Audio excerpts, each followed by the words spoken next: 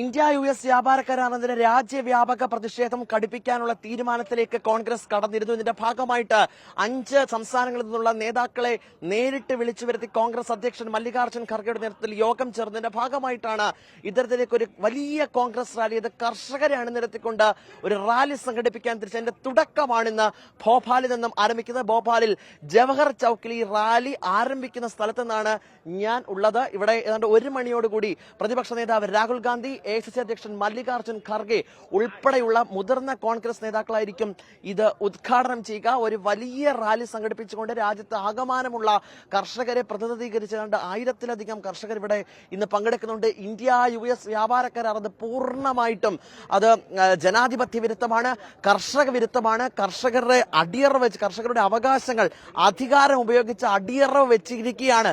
കോൺഗ്രസ് അടക്കമുള്ള മുദ്രാവാക്യങ്ങൾ ചൂണ്ടിക്കാട്ടിയുള്ള പ്രതിഷേധമാണ് സംഘടിപ്പിക്കുന്നത്. നമുക്ക് ഈ ദൃശ്യങ്ങളിലേക്ക് വരികയാണെങ്കിൽ ഈ ബോർഡിൽ നമുക്കറിയാം ട്രേഡ് ഡീൽ ദേശവിരോധി, ഇത് പൂർണ്ണമായിട്ടും ഈ ട്രേഡ് ഡീൽ ദേശവിരോധമാണ്, അത് രാജ്യവിരോധമാണ്, കർഷകരുള്ള വിരോധമാണ് അത് പ്രകടമാക്കിയിരിക്കുന്നത്. ഒപ്പം തന്നെ മറ്റു ചില മുദ്രാവാക്യങ്ങൾ കൂടി നമുക്ക് ഈ വശത്ത് കാണാൻ സാധിക്കും.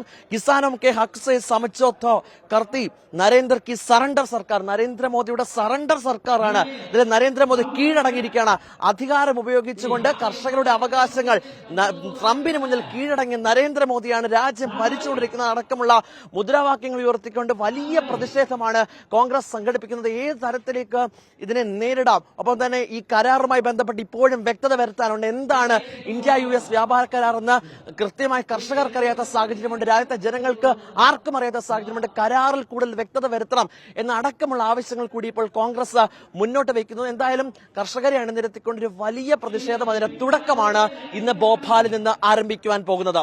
വീഡിയോ ജേർണലിസ്റ്റ് കണ്ണൻ പ്രസന്നൊപ്പം reporter YS Abhinand, in reporter, Delhi.